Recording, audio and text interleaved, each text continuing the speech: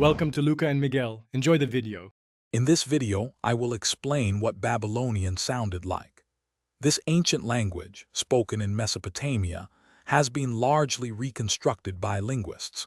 We can infer its sounds by studying cuneiform texts and comparing it to related Semitic languages.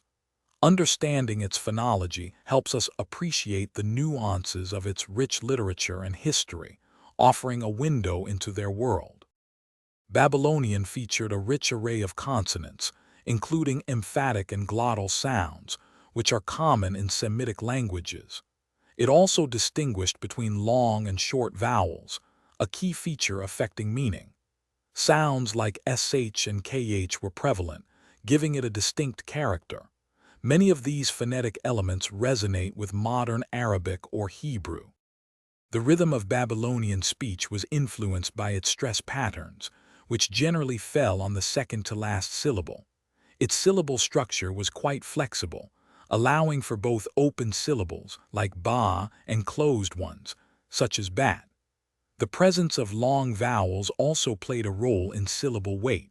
Words were often built around three-consonant roots.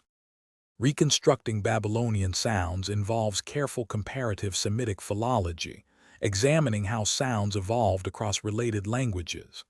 Akkadian texts, particularly those with phonetic spellings, offer crucial clues.